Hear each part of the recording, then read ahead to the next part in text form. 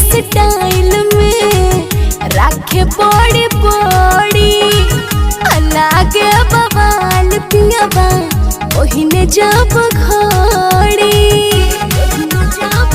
हरे hair style में राखे बड़ी बड़ी अलगे बवाल पियाबा ओहिने जब घड़ी मन वालो चलो एतने बहो लाइकिन के लाग चलो लाइन जब जब ओहिने वाइट कलर टी-शर्ट लाइकिन के लाग चलो लाइन जब जब ओहिने वाइट कलर टी-शर्ट। लीची म्यूजिक प्रेजेंट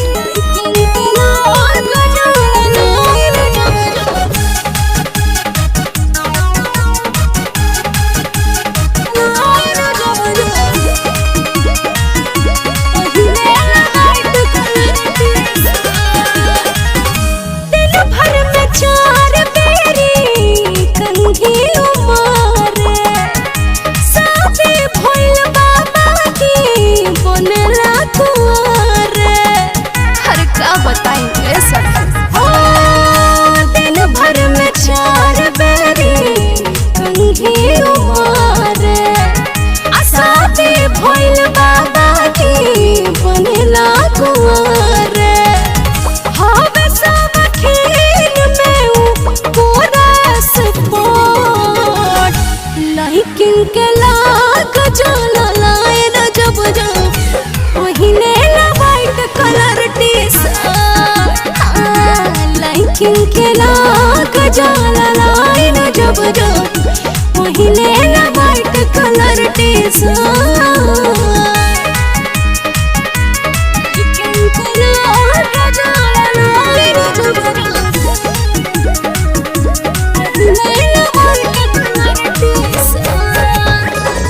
डर लागे हमारा दोसर पटाली जाके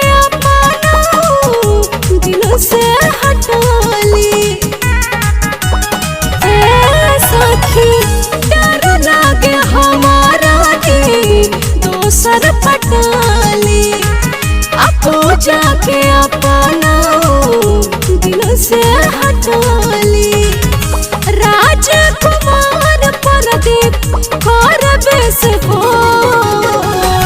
लाइकिन के लाग चला लाइन जब जब ओहिने वाइट कलर टी-शर्ट लाइकिन के लाग चला लाइन जब जब ओहिने वाइट कलर टी-शर्ट।